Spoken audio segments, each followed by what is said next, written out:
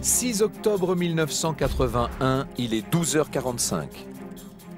L'heure est au rassemblement, à la célébration des succès militaires de l'Égypte face aux Israéliens lors de la guerre du Kippour. Un conflit ouvert 8 ans plus tôt, jour pour jour. Dans la tribune officielle, le chef de l'État, le Raïs Anwar el-Sadat, préside le défilé militaire quand un camion semble tomber en panne. Il est 13h01 quand du camion surgit un assassin qui lance une première grenade.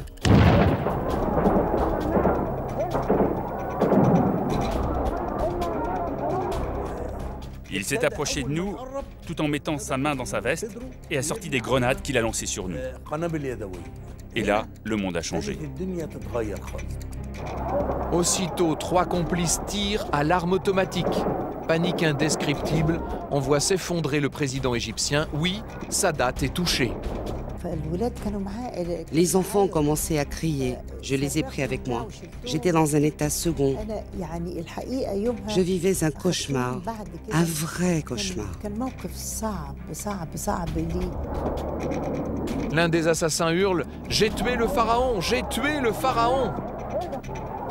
Une balle s'est logée dans le cou d'Anwar el-Sadat. Est-il mort? Pas encore.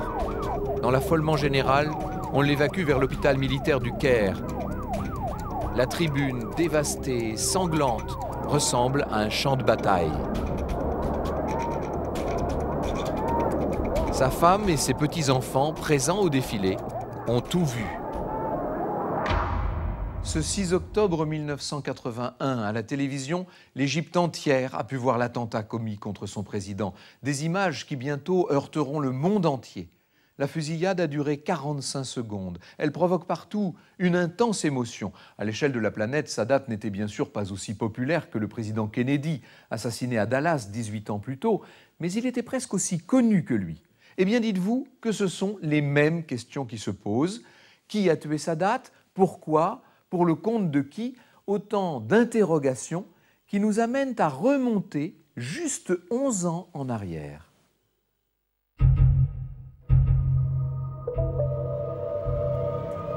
1er octobre 1970, ce sont les funérailles du président égyptien Nasser, un géant.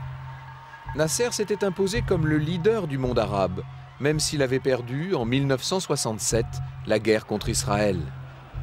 Un océan humain envahit les rues. L'Égypte et ses voisins pleurent le Raïs, tombeur de la monarchie égyptienne, l'homme qui avait osé nationaliser le canal de Suez. La foule est incontrôlable et l'escorte de 2000 soldats totalement bousculés. Scène de désolation parmi tant d'autres. Le dauphin désigné de Nasser est tout naturellement le vice-président égyptien Anwar el-Sadat.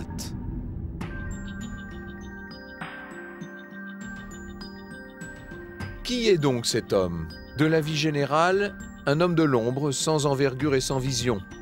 Il sera la marionnette du clan Nasser. Il n'est pas prêt de faire oublier l'image omniprésente du défunt. C'est en tout cas le point de vue des observateurs qui, comme souvent, se trompent. Car Sadat, en vérité, n'a nulle intention de jouer les utilités. Lui qui, dans sa jeunesse, avait rêvé de devenir comédien, a bien l'intention cette fois-ci d'occuper la grande scène, la scène de l'histoire.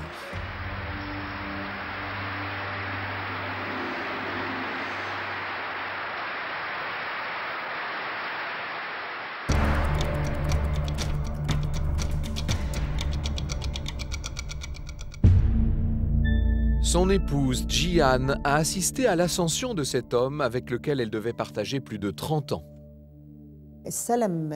Gouverner à ce moment-là était difficile. La personnalité de Gamal Abdel Nasser était très forte et il était très populaire. Il était difficile à quelqu'un de lui succéder avec cette popularité. Ils étaient tous contre Sadat. Ils voulaient tous qu'il marche sur les traces de Nasser. Mais tout président change les choses. Aucun ne marche dans les pas de l'autre.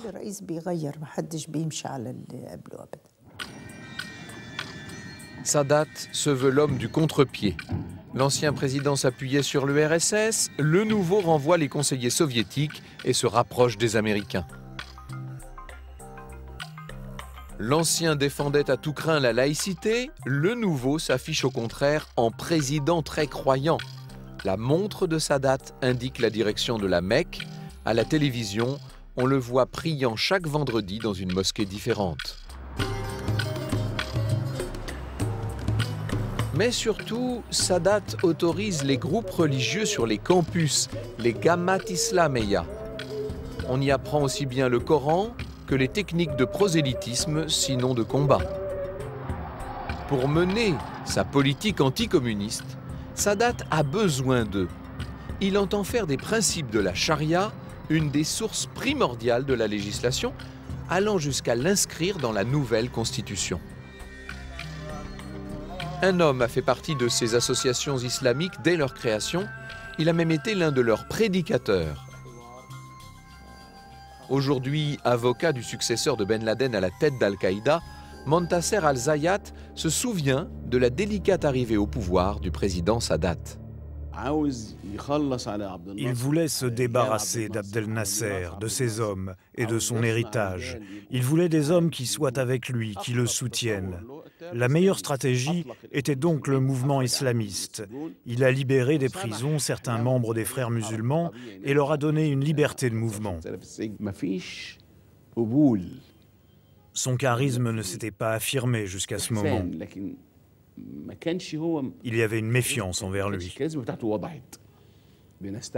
Donc nous avons vraiment apprécié ce tournant islamique chez le Raïs.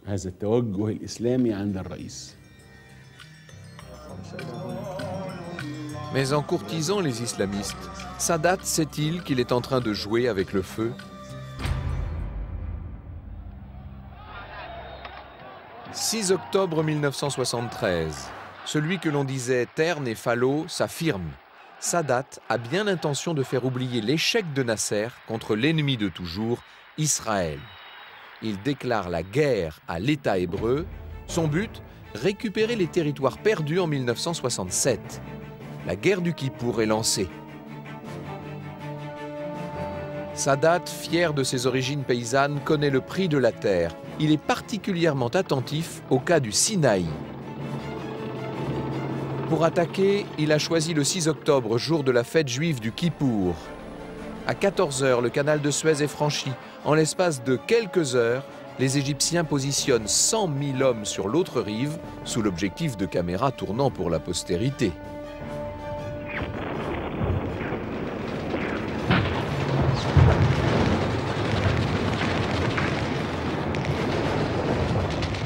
Israël réagit et inflige à la coalition de lourdes pertes, mais symboliquement, Sadat a remporté une bataille sans n'est fini du mythe de l'invincibilité israélienne. En vérité, c'est une guerre de propagande que vient de remporter Sadat. Aux yeux du monde arabe, il sera désormais le héros de la traversée.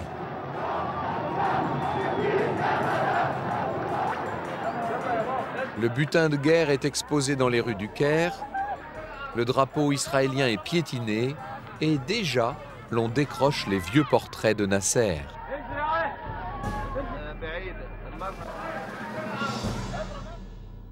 Après la charia, la guerre contre les Juifs, les islamistes applaudissent, un peu trop vite. En effet, Sadat ne va pas tarder à changer de cap.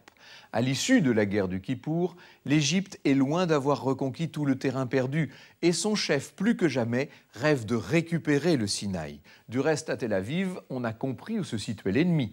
Menahem Begin, chef du Likoud, le parti nationaliste israélien, a qualifié Sadat, je cite, d'ennemi d'Israël.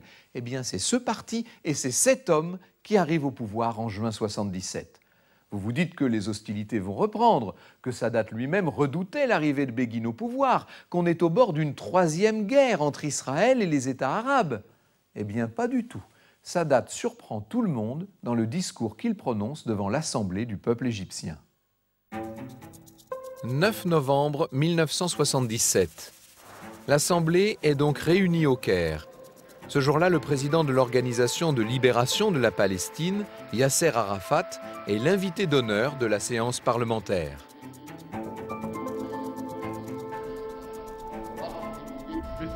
Parvenu au moment crucial, Sadat stupéfie son auditoire.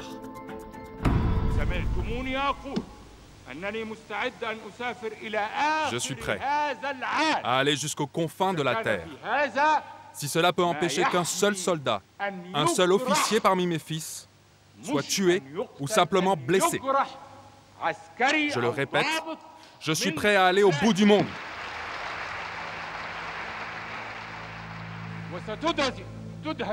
Les Israéliens seront stupéfaits de m'entendre dire, maintenant, devant vous, que je suis disposé à aller chez eux, à la Knesset, pour m'entretenir avec eux. Vous avez bien entendu, Anwar el-Sadat vient d'annoncer qu'il pourrait devenir le premier dirigeant arabe à se rendre en Israël depuis la création de l'État hébreu. Le public est surpris, il applaudit quand même, y compris Yasser Arafat qui ne tardera pas à changer d'avis. Sadat considère la guerre comme une impasse, mais comment faire comprendre cela à ses voisins arabes? Le Raïs vient de se hisser au rang d'un homme d'État. Même son épouse n'était pas dans la confidence. Moi, j'étais dehors, j'avais une réunion. Quand je suis rentrée à la maison, ma fille m'a dit « Maman, papa va en Israël ». Je me suis étonnée et j'ai dit « Ce n'est pas possible ». Elle m'a répondu « Si, c'est vrai ». Je suis sortie dehors et je l'ai trouvé assis tranquillement, comme d'habitude, silencieux. Je lui ai demandé « C'est vrai que tu pars en Israël ?» Il m'a répondu « Oui, nous avons combattu et nous avons gagné. Mais je dois faire un autre pas maintenant, après la victoire. » Je lui ai dit, vraiment Anwar, c'est une démarche très dangereuse. Tu vas perdre tous les Arabes. Peut-être qu'ils ne seront pas d'accord. Il m'a répondu, je sais. Je lui ai dit, tu vas perdre tes amis qui sont autour de toi. Il m'a répondu, je sais. Je lui ai dit, tu risques de perdre aussi ton poste. Il m'a répondu, c'est pour l'Égypte. Je sais. Je lui ai dit, il y a une plus grande probabilité, c'est que tu perdes la vie, c'est que tu meurs. Il m'a répondu, j'ai soupesé les choses, je le sais, mais je dois le faire. L'objectif affiché de Sadat, frapper les esprits pour dégeler un conflit de 30 ans. Un compte à rebours historique est lancé. 14 novembre 1977, le Premier ministre israélien, Menahem Begin, annonce qu'il est prêt à reporter un voyage à Londres pour accueillir le président égyptien. Permettez-moi de vous annoncer que j'ai invité le président Sadat à venir dans notre capitale afin de négocier la paix. Sadat répond que s'il reçoit une invitation officielle, il viendra au plus vite. Le lendemain, moment historique, la demande officielle est reçue au Caire. Sadat décachette la lettre devant l'objectif des caméras. Ce voyage est programmé 4 jours plus tard. 17 novembre 1977. Mesdames, Messieurs, bonsoir. Avant toute chose, je voudrais vous demander de regarder et surtout d'écouter ceci. Vous entendez en ce moment, c'est l'hymne égyptien. Mais les militaires que vous voyez, eh bien, ce sont des soldats israéliens qui jouent donc en ce moment l'hymne de leur ennemi héréditaire. Rendez-vous compte, 3 jours plus tôt, ces soldats israéliens ne possédaient même pas la partition de l'hymne égyptien. Dans les ateliers de Jérusalem, on s'active à la confection des drapeaux de l'ancien rival. Le grand jour approche.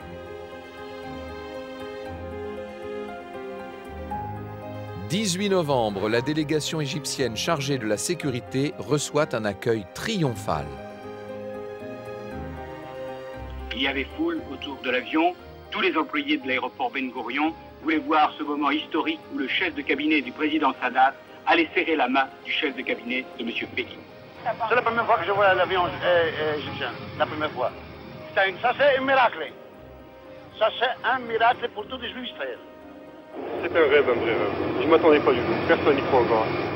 Les Israéliens voulaient tous monter dans l'appareil égyptien. Le commandant de bord dut relever la passerelle pour les en empêcher.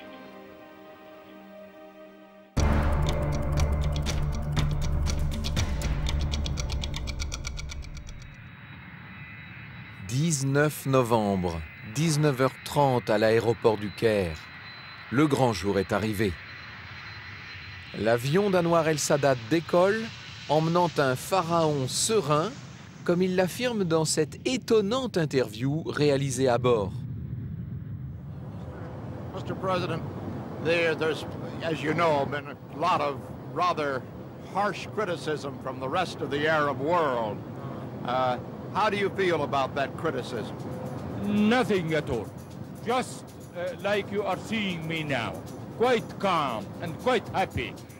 L'avion est en train d'effectuer son demi-tour. Après 30 minutes de vol, l'avion de Sadat atterrit en Israël devant 2000 journalistes et toutes les personnalités de l'État hébreu.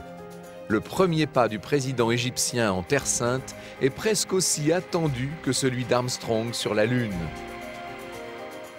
Quand j'ai posé le pied sur le sol d'Israël, j'ai eu l'impression de planer dans les airs. Et voici maintenant, voilà, c'est l'instant, le président Sadat en costume gris clair qui descend de l'avion. Je vous laisse quelques instants regarder cet événement historique. Le président égyptien Anwar el-Sadat arrivant en Israël pour la première fois depuis l'existence de ce pays, depuis 30 ans. Le président Sadat, très applaudi, souriant, vous le voyez, salue la foule. Il va maintenant sans doute se faire présenter les différentes personnalités représentant les pays étrangers sur l'Israël. C'est l'impensable qui arrive. Certains journalistes pleurent au lieu d'écrire leurs notes.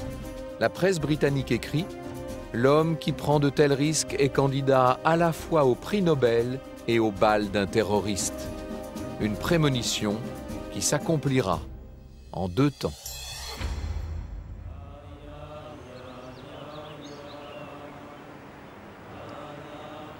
Le lendemain, Sadat est à Jérusalem.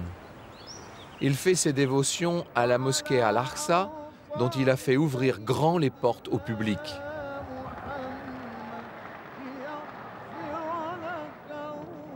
Vous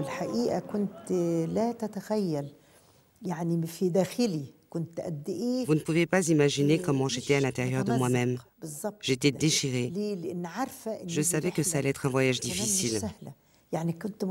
Je m'attendais à ce qu'un Israélien extrémiste le tue ou qu'un Palestinien extrémiste le tue. J'avais peur, j'avais très peur. Je ne pensais pas qu'il allait rentrer sain et sauf. Quelques minutes plus tard, c'est à l'église du Saint-Sépulcre qu'il se rend. Avant le mémorial Yad Vashem dédié aux millions de victimes de la Shoah. Des visites inimaginables quelques mois plus tôt. À 16h, à la Knesset, le Parlement israélien, il reçoit contre tous les usages une ovation des députés et des membres du gouvernement. Sadat salue son public, ses propos en arabe sont attendus. D'une voix claire et ferme, il tend la main à l'ennemi désigné de la nation arabe.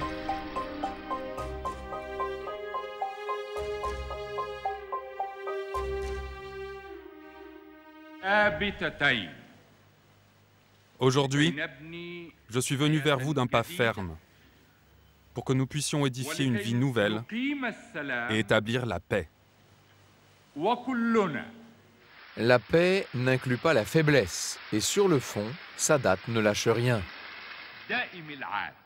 Si nous voulons parler d'une paix durable et juste, et si nous voulons assurer une coexistence dans la paix et la sécurité, cela ne peut se faire au moment où vous occupez, par la force, les territoires arabes.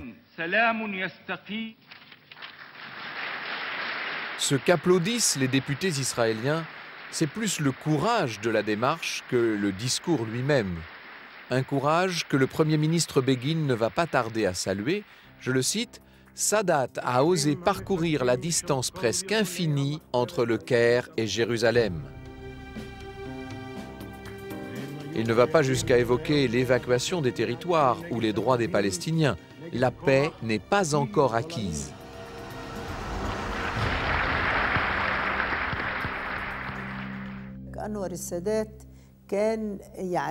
Anwar el-Sadat savait, après le discours de Begin, que ce n'était pas une tâche simple. Il savait que ce serait très difficile, que Begin n'était pas un homme facile. Mais il était convaincu qu'il était fort et qu'il pouvait s'entendre avec lui. En à peine 48 heures, Sadat vient d'écrire l'histoire.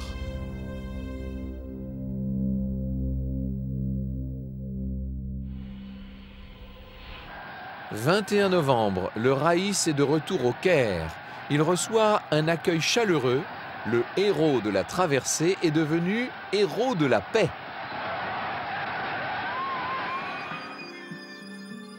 Mais pour les voisins arabes de l'Égypte, ce voyage est une trahison. Des attentats sont commis contre les ambassades d'Égypte à Athènes et Beyrouth. Beyrouth, où le leader palestinien Yasser Arafat réaffirme son rejet d'un compromis avec Israël. À Tripoli, en Libye, on brûle les drapeaux égyptiens. En Syrie, le jour de ce voyage est même décrété jour de deuil national. Or, le monde arabe possède un formidable relais au sein même de l'Égypte, les Gammat Islamiyya. Car si Sadat réalise son rêve, il est aussi en train d'anéantir celui des fondamentalistes égyptiens. Selon eux, c'est par la guerre et non par la paix que devrait se régler le différend avec Israël. Autrefois amis, les islamistes égyptiens deviennent ennemis de Sadat. Cette image de Sadat descendant de son avion reste dans ma mémoire. Sadat avec les dirigeants israéliens, l'éternel ennemi israélien qui l'accueille en ami. Et ce discours qu'il a donné à la Knesset, c'est un homme qui défie Dieu et son prophète. C'est l'impression qu'il m'a laissée. C'est un homme qui défie Dieu et son prophète. Lui qui nous rendait fiers et dont on commençait à se prévaloir.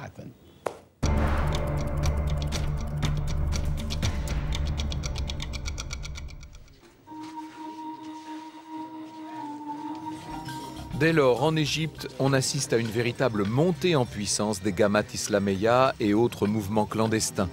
Les cassettes de sermons virulents circulent, se vendent et s'écoutent en secret. Or, les islamistes sont présents au sein de la société égyptienne, notamment par le biais d'institutions humanitaires.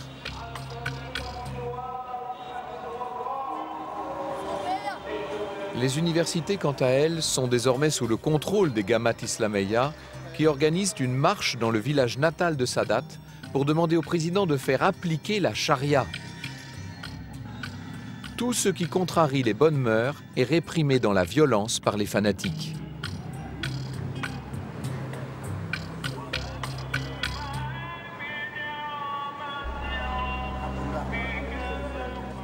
Les étudiants les plus enragés se réunissent dans une nouvelle organisation, le Djihad, dont l'un des théoriciens est un jeune ingénieur électricien, Farag. Sadat le regardera comme un adversaire et il aura raison.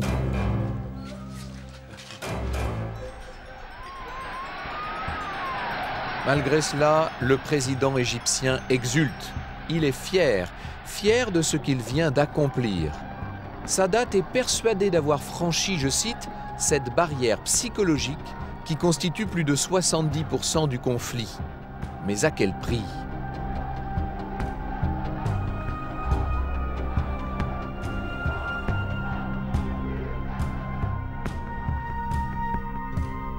Le 28 novembre, une semaine après son retour de Jérusalem, Sadat réaffirme sa détermination dans une interview jusqu'alors passée totalement inaperçue.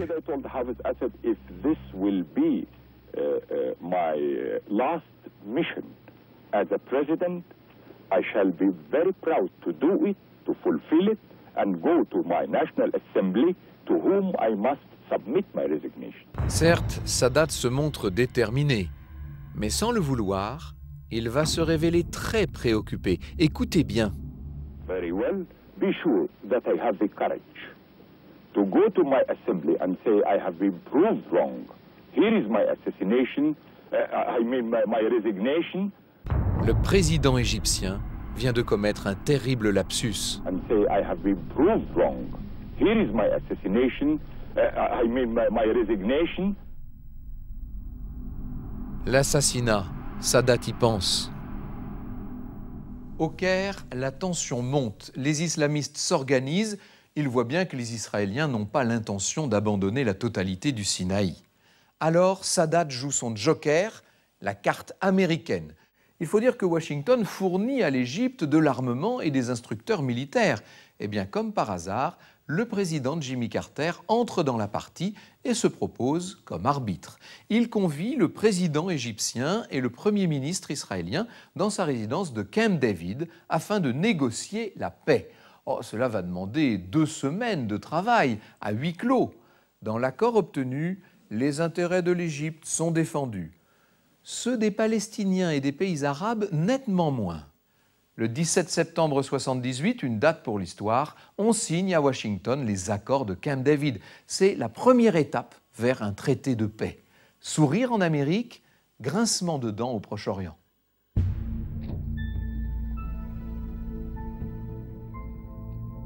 « 20 novembre 1978. Dans sa résidence du Caire, au pied des pyramides, Anwar el-Sadat reçoit 2 journalistes français, Jean-Pierre Elkabbach et Alain Duhamel.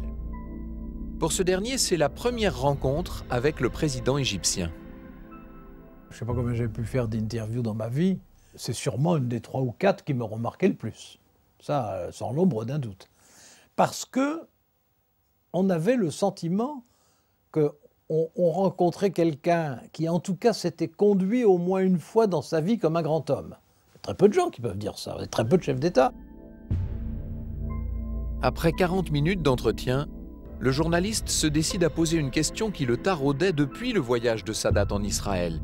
Et si les pays arabes attentaient à la vie du président égyptien?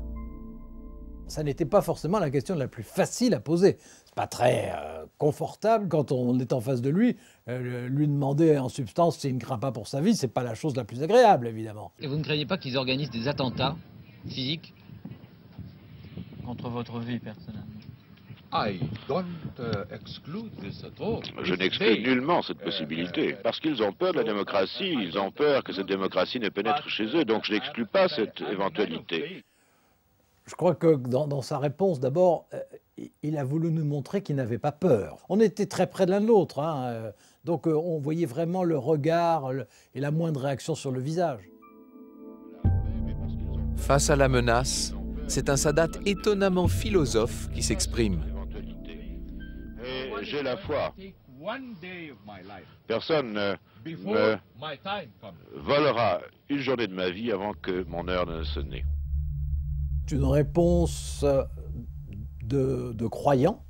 Et j'ai trouvé qu'il m'avait répondu, bon, pas du premier coup, c'est vrai, mais avec simplicité d'abord, et avec une certaine distance. Bon, ça voulait dire qu'il y avait pensé très souvent, et que il est probable qu'en privé, sa famille, ses collaborateurs, ses subordonnés, etc., en avaient parlé avec lui pour lui dire, vous vous rendez compte des risques personnels que vous prenez dans cette affaire. Donc je ne peux pas dire que je me suis dit en posant la question, il sera assassiné, mais on savait très bien avec Jean-Pierre que c'était une hypothèse qui n'était pas du tout de la rhétorique. Une hypothèse qui va devenir réalité. Désormais, Sadat en est convaincu. Et j'ai la foi. Personne ne me volera une journée de ma vie avant que mon heure ne sonne. Mais quand son heure va-t-elle sonner? With the historical visit of President Anwar al-Sadat. Sadat est maintenant haï par les Arabes, mais il est admiré par les Occidentaux. 10 décembre 1978, Begin et Sadat se voient décerner à tous deux le prix Nobel de la paix. L'Égyptien, ne pouvant se rendre à Oslo, attendra quelques jours la fameuse médaille qui couronne son audace.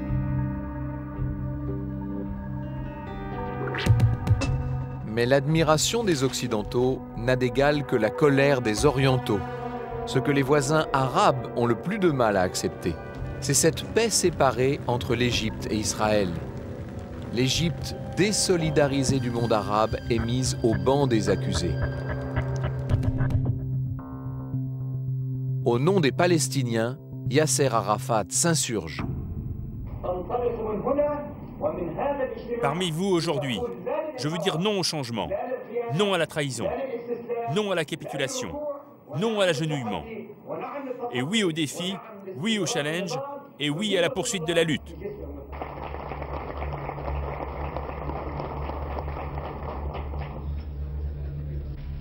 Quant au ministre algérien des Affaires étrangères, Bouteflika, il surenchérit. Nous refusons donc de la même manière de prendre part à un sommet arabe qui grouperait tous les pays arabes, y compris l'Égypte. Nous nous rencontrerons le jour où le président égyptien fera son autocritique pour réintégrer les rangs arabes qu'il a quittés avec une grande désinvolture vis-à-vis de nos peuples. L'Égypte est exclue de la Ligue arabe, dont le siège a quitté Le Caire pour Tunis. Seuls la soutiennent encore Oman, le Soudan et la Somalie. Une lourde menace pèse à présent sur le président égyptien. Ses services secrets recensent pas moins de 30 tentatives d'assassinat de 14 origines différentes.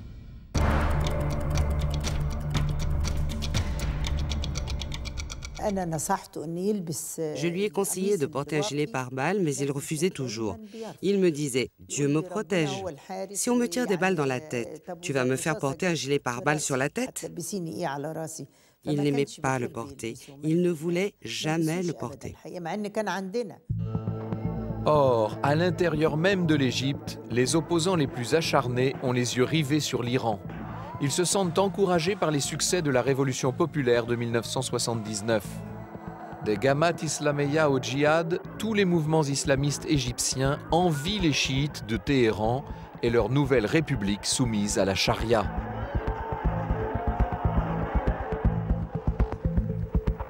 « 26 mars 1979, c'est dans ce contexte brûlant qu'intervient la dernière étape du processus, la signature du traité de paix scellant les accords de Camp David.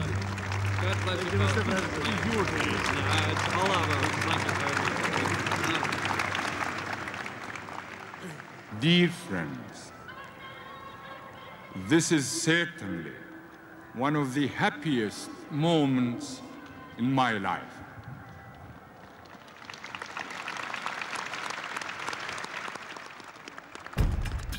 Mais alors qu'une première ville du Sinaï entre dans le giron du Caire, les troupes de Tel Aviv sont toujours dans les territoires occupés. De quoi alimenter la colère des islamistes contre celui qu'ils regardent comme l'homme à abattre. Des prières de masse sont organisées au Caire, devant le palais présidentiel. On y brûle encore le drapeau égyptien. Sadat se fâche. Il accuse nommément les Gamat Islamiyya d'être financés par l'étranger et dénonce tous ceux qui exploitent la religion à des fins politiques. Donc pas de politique en religion et pas de religion en politique. Peu à peu, Sadat se dévoile, alors qu'au départ, il se faisait passer pour un président croyant d'un État islamique dont la constitution inclurait un chapitre sur la charia. Là, il sépare la religion de la politique. Et ça, nous ne l'acceptions pas. Nous considérions que celui qui les séparait n'était pas musulman. Sadat traite de menteur le chef suprême des Frères musulmans, l'organisation historique des islamistes égyptiens. Il va même jusqu'à émettre le vœu de faire bâtir dans le Sinaï une mosquée, une église et une synagogue. La rupture est consommée, la mèche allumée. Nous ne voyions plus qu'en Sadat un mécréant qui méritait d'être tué. Pour nous, la date du 6 octobre 1981 était bien tardive. Oui, je l'ai espéré à cette époque. Je l'ai espéré. Mais de 79 à 81, ça a mis du temps à arriver. En Égypte, de violents accrochages aujourd'hui entre manifestants musulmans et forces de l'ordre. Patrick Clément. C'était un début de nuit presque comme les autres au Caire il y a 24 heures, mais tout à coup, en son milieu, Sadat lance une formidable rafle. Premier arrêté, le cheikh Omar El-Telmessani, c'est le leader des frères musulmans, l'une des sociétés secrètes les plus puissantes du pays. Dans la nuit du 2 au 3 septembre 1981, Sadat fait arrêter 1536 opposants politiques, d'abord des intégristes musulmans, mais aussi des journalistes, des avocats, des étudiants, afin qu'on ne puisse pas l'accuser de ne viser que des religieux. En vérité, les opposants laïcs sont relâchés dans la foulée. Une partie décisive est en train de se jouer. Parmi toutes les personnes arrêtées figure un responsable des Gamat Islamiyya. On l'a trouvé dans sa demeure familiale de Haute-Égypte à Malawi. Le nom de son frère va entrer dans l'histoire, retenez-le, Khaled el-Islambouli.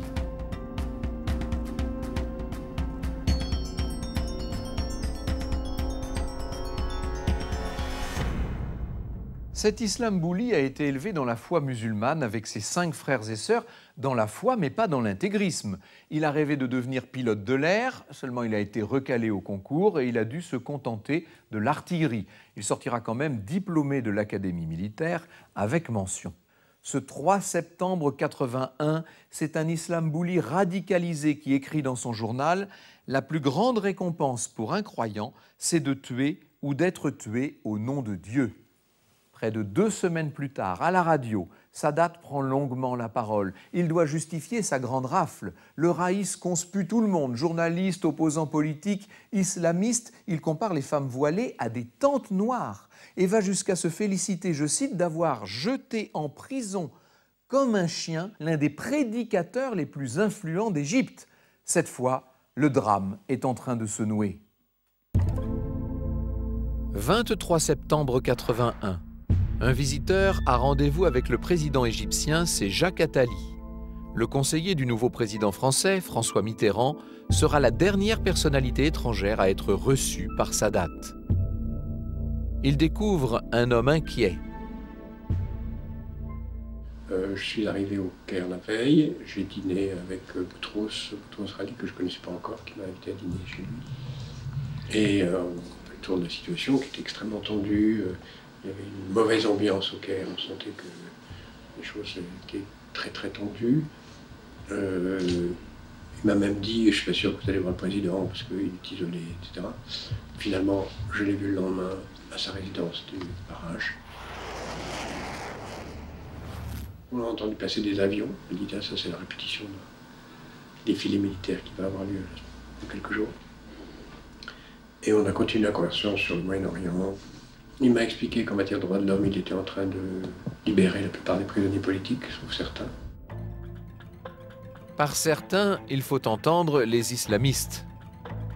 Il était extrêmement engagé dans la bataille contre le fondamentalisme. Extrêmement engagé, extrêmement ferme. Il m'a dit 2 reprises au cours de l'entretien, j'ai pris ça, mais j'ai pris beaucoup de risques, J'ai senti quelqu'un de très anxieux, de très gardé, dans la bataille, soucieux de me donner une image rassurante, mais qui ne m'a pas donné. Le même jour, 10h15, le lieutenant Khaled el-Islambouli est convoqué par le commandant de la 333e brigade d'artillerie. Il apprend qu'il a été choisi pour mener un détachement de 12 canons lors du défilé du 6 octobre présidé par le raïs en personne. Khaled est d'abord atterré. Il devait se rendre auprès de sa mère pour fêter l'Aïd el-Kébir en famille. Ne serait-il pas possible de désigner un autre lieutenant? Rien à faire. Alors, Islambouli aurait murmuré « Que la volonté de Dieu soit faite ». Dans l'esprit du jeune officier, la volonté de Dieu est assez terrifiante. « 24 septembre 1981, les militaires doivent répéter, mais pour Islambouli, plus qu'une répétition, il s'agit d'un repérage. Après plusieurs heures à étudier le parcours et les obstacles qu'il pourrait rencontrer, il est sûr de lui, sûr de son plan. 26 septembre. Islambouli se rend chez Farag, rappelez-vous, le fameux électricien, théoricien du djihad. Islambouli lui révèle son projet d'assassiner le président égyptien. Farag ne le dissuade pas, bien au contraire. Pour aider le lieutenant à accomplir son geste, il ira jusqu'à fournir les assistants et les armes. Des grenades à main, des mitraillettes, des chargeurs garnis d'une centaine de cartouches.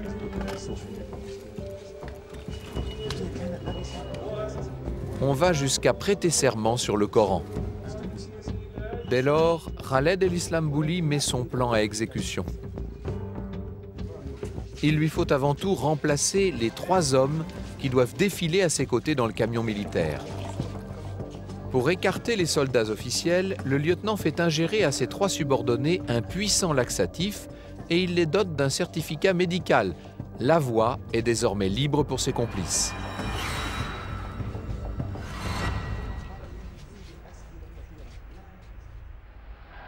Et ça date, 3 octobre 81. Le président égyptien inaugure au Caire un nouveau quartier, en toute sérénité, du moins en apparence. Quelques heures plus tard, il regagne son domicile et embrasse son fils Gamal en partance pour la Californie. Arrivé à l'aéroport, le jeune homme confiera à sa mère « Papa est très bizarre.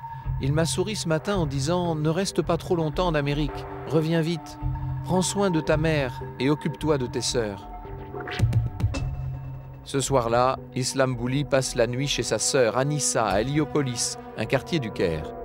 Au réveil, il glisse un mot sous la porte de sa chambre. « Comprenez-moi tous, je n'ai commis aucun crime. Ce que j'ai fait, je l'ai fait pour l'amour de Dieu le miséricordieux, le Tout-Puissant. Je ne veux rien pour moi-même. Je ne cherche ni louange ni récompense. Pour moi, je ne veux rien. Si l'un d'entre vous souffre par ma faute, je vous en prie, pardonnez-moi. » Le testament d'un homme résolu. 4 octobre. Les 3 complices d'Islambouli rejoignent à pied le camp d'Uxtep au Caire. Personne à l'entrée ne leur demande le moindre papier. Après quoi, l'assassin lui-même se présente au volant d'une Fiat bleu marine, avec une valise marron bourrée de grenades et de cartouches, aucune formalité non plus. On le questionne tout de même sur les 3 hommes qui l'accompagnent. Il répond qu'il doit s'agir d'agents placés là par le renseignement, de quoi tenir à distance les indiscrets.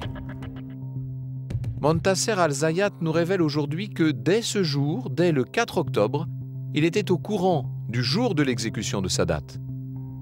Un jeune islamiste était venu l'en informer dans un endroit tenu secret.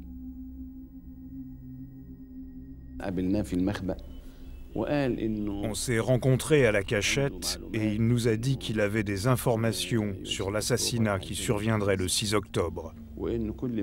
Il nous apprend que tous les groupes qui s'entraînaient au maniement des armes essayaient d'investir les positions stratégiques dans leur province pour créer une domination entière au niveau du pays.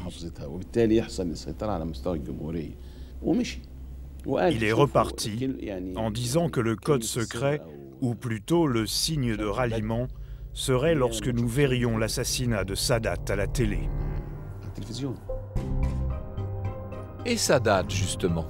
Le 5 octobre, entouré de ses petits-enfants, il est dans sa maison de Gizeh, l'une des plus agréables de la trentaine de ses résidences. Le président égyptien est un grand-père gâteau qui raconte aux enfants des histoires pour les endormir. Anwar voyait ses petits-enfants tous les jours pratiquement. Le jour où on ne lui ramenait pas les enfants, parce qu'il s'était endormi tôt, il reprochait à sa fille et exigeait d'elle de les lui ramener tous les jours. Il lui disait qu'il avait besoin de les voir tous les jours.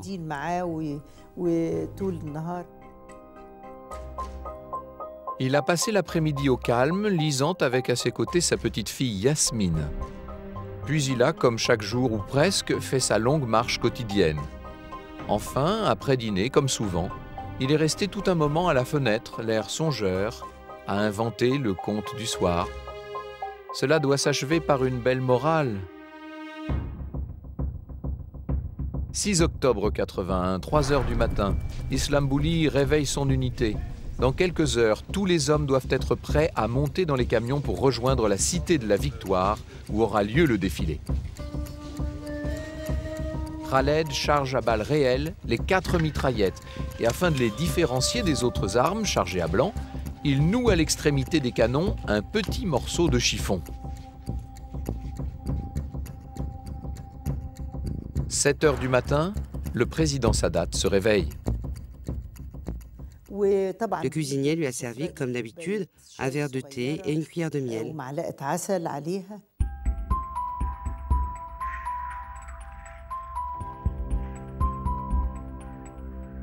Ce jour-là, Sadat s'habille tout seul, et aux grandes dames de son épouse, le président ne revêt toujours pas de gilet pare-balles.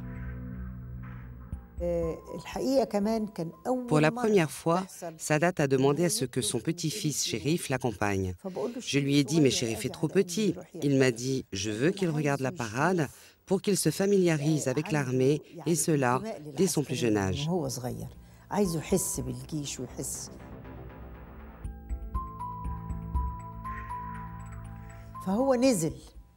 Puis Sadat s'est éclipsé, sans que je puisse le voir partir. C'était la première fois, car je l'ai toujours accompagné avant ses départs. 8h30. Alors que son mari quitte la résidence, Jihan Sadat aperçoit le bâton de maréchal resté là. Étrange. Chaque année, le 6 octobre, Anwar avait pris l'habitude de porter ce bâton de maréchal. D'ailleurs, je ne l'ai jamais aimé, ce bâton.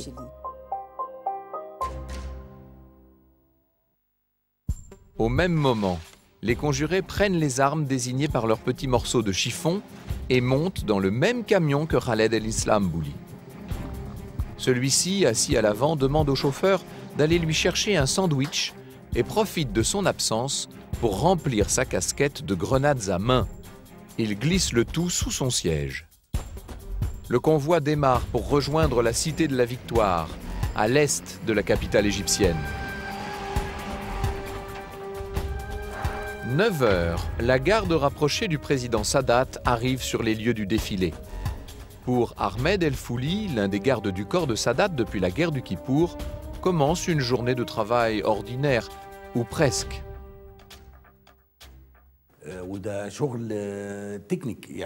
C'est un travail technique et pas arbitraire du tout. Ce n'est pas ce que vous voyez à la télé, des personnes autour du président avec des lunettes et des oreillettes. Nous contrôlions les personnes à l'entrée, les personnes avec les invitations, les personnes sans invitation. Un premier point de contrôle, puis un deuxième point de contrôle, et enfin le lieu où s'assoit Monsieur le Président. 10h30, le Raïs fait son apparition dans une Cadillac noire, debout aux côtés du vice-président Hosni Moubarak. Le président Sadat bénéficiait d'un grand prestige, d'un très grand prestige. Il était charismatique. Et ce jour-là, le président Sadat était vraiment au sommet de sa joie. 10h40, arrivé à la tribune, Anwar el-Sadat prend place au premier rang. Il cherche du regard sa femme et ses petits-enfants. Il a levé la tête et il a regardé la tribune supérieure où je logeais. Il a vu Chérif et il lui a fait un beau sourire. Il était tellement heureux de voir ses petits-enfants présents à la parade. Aucune mesure particulière n'a été prise quant à la sécurité de la tribune. Il faut bien comprendre que Sadat se trouve en confiance parmi les soldats, qu'il appelle aussi ses enfants. Il y avait un collègue qui devait s'asseoir sur un siège juste devant la tribune. Mais le président l'a renvoyé. Il lui a dit « Partez, fiston, partez. Je suis ici entouré de mes enfants. » Le chef de la parade a salué le président. Ce dernier lui a donné la permission de commencer la parade. Après quoi, le défilé a pu commencer comme prévu, sous les yeux du président.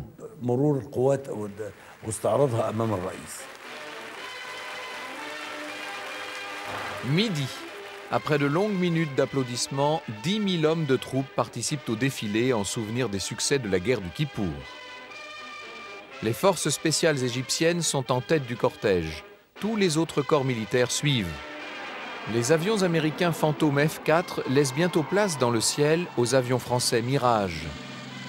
Puis ce sont les camions soviétiques avec leurs canons de 120 mm. Quelques menus incidents tout de même, un moteur qui cahote, un parachutiste qui manque son atterrissage.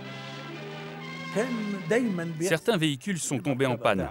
D'ailleurs, il y avait une grue positionnée à côté de la tribune qui intervenait pour tirer les véhicules au cas où. Ce sont là des choses qui arrivent. Sadat a retiré son couvre-chef pour mieux voir les avions de combat. Assis aux côtés d'Hosni Moubarak, le président sourit quand soudain un camion s'arrête à hauteur de la tribune. Encore un incident ? À ce moment-là, le président se trouvait sur ma droite. Je me trouvais côté gauche, je regardais devant moi la parade, dans ma zone de protection. Dans la cabine du camion militaire, Islam Bouli vient de braquer le chauffeur et de tirer sur le frein à main. Islam Bouli saute du camion et se dirige vers la tribune. Sadat pense-t-il qu'on vient le saluer? En tout cas, il ne paraît pas se méfier. Aucun garde du corps ne réagit. Islam Bouli lance alors sa grenade. Il est 13h01. Les 3 lieutenants d'Islam Bouli, dont un tireur d'élite, visent le président depuis le toit du camion. Islam Bouli, bien campé sur ses jambes, vide ses chargeurs sur les spectateurs de la tribune présidentielle. Interrogé plus tard, il dira « C'est Dieu qui guidait ma main ». À cet instant, personne ne sait encore si le président Sadat a été touché. Et là, en un rien de temps, c'est devenu un tumulte, un tourbillon de va-et-vient. L'officier qui m'accompagnait m'a tiré vers l'intérieur violemment. Il m'a tiré tellement fort que je lui ai dit « Que faites-vous » Il m'a dit « Je fais mon devoir, madame ». Tout ça s'est passé en quelques minutes. Le garde du corps du président, Ahmed El Fouli, tente de riposter. Mais en vain. Partout des cris. Cris de terreur des uns, cris de joie des assassins. Islam Bouli s'exclame « J'ai tué le pharaon! J'ai tué le pharaon !» Un peu en hauteur, derrière sa vitre, Jian a tout vu. Ses petits-enfants aussi. Les enfants ont commencé par crier. Je les ai pris. J'étais dans un état second. Je vivais un cauchemar, un vrai cauchemar. J'ai juste vu les armes des tireurs. Je n'ai pas compris ce qu'il se passait. À 13h02, les assassins à court de munitions cessent de tirer. La fusillade aura duré 45 secondes. La tribune présidentielle n'est plus qu'un sanglant champ de ruines, chaises renversées, rescapés rampant et hurlant au milieu des cadavres.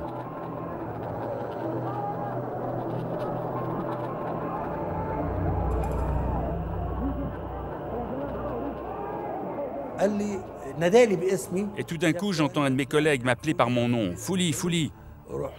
Je l'ai rejoint. Il portait le président Sadat par le buste, les pieds et les mains penchants. Et puis il a crié « Aide-moi à le porter !» Je l'ai porté par les cuisses et les pieds. On a fait 2 ou 3 pas avant de tomber par terre.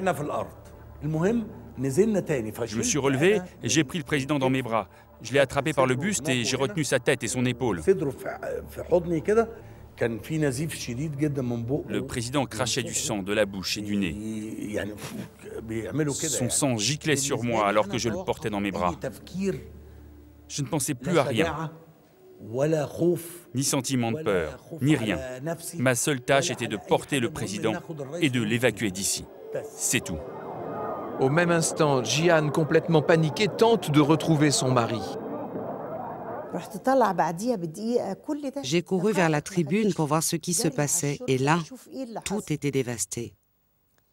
J'ai vu des chaises les unes sur les autres, des ambulances qui transportaient les blessés dans des brancards. Mais je n'ai pas vu Anwar el-Sadat. Sadat, grièvement touché mais conscient, a été évacué vers l'hôpital militaire Mahdi. Alors que les assaillants sont arrêtés, Ahmed El Fouli croise l'épouse du président. Elle me dit, il est où le président? Il va bien? Je lui réponds oui, le président va bien, il a été évacué. L'uniforme d'El Fouli était plein de sang. Ce n'est pas une chose ordinaire.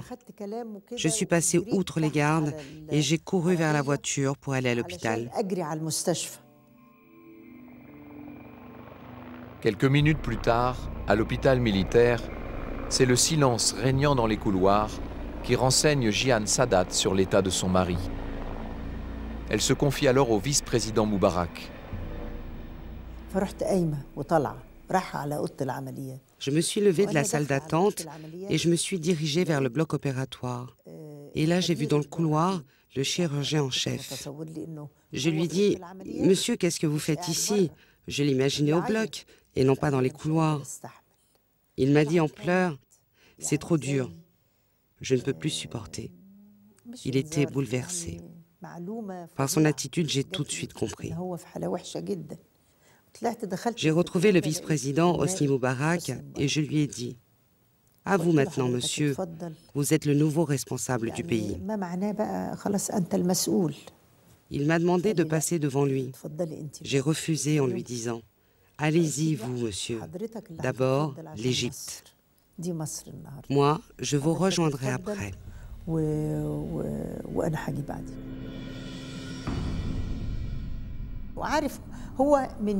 Il savait depuis le jour où il a débuté sa visite en Israël, où il a commencé les discussions pour la paix, où les négociations ont avancé, il savait parfaitement qu'il serait assassiné.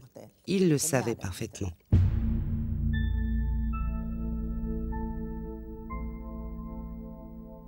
Cette paix n'est pas un beau rêve difficile à réaliser, c'est plutôt une exigence pratique qui peut devenir une réalité si tous les efforts s'unissent pour ce faire et si les autres s'élèvent à un niveau de cette même responsabilité, nous aurons la paix et nous pourrons déraciner la violence, la haine et le racisme. Beaucoup de choses ont été dites ou écrites sur les auteurs de la mort de Sadat. A circulé la rumeur d'une implication de dirigeants arabes. Kadhafi ou Arafat auraient ainsi commandité l'assassinat. Certains membres de la famille du président y ont vu et y voient toujours un complot orchestré par le vice-président de Sadat, Hosni Moubarak. Difficile de les suivre, n'oublions pas que Moubarak se trouvait dans la tribune présidentielle juste à côté de Sadat. L'enquête officielle, quant à elle, a conclu à l'implication du djihad et de ses membres. Islam Bouli et ses complices ont été jugés. Au procès, enfermés dans un box à barreaux, les accusés exulteront. « Nous refusons que le sang des musulmans soit répandu sur l'autel des Juifs. » Ils ont été condamnés à mort. Les Gamat Islamiyya, reconnus comme organisation terroriste, seront dissoutes, mais remplacées par d'autres groupes islamistes à l'origine de nombreux attentats, comme celui de Luxor en 1997. Les obsèques d'Anwar el-Sadat sont organisées loin de la foule. Elles vont réunir près de 80 chefs d'État. Le président Carter aura ces mots « Sadat est le plus grand leader que j'ai rencontré au cours de mon existence. Personne n'a autant contribué à la paix sur Terre au cours de ce siècle. » Sadat est enterré face à la tribune de ses derniers instants. Avec cette épitaphe choisie par lui, il avait vécu pour la paix, il est mort pour ses principes.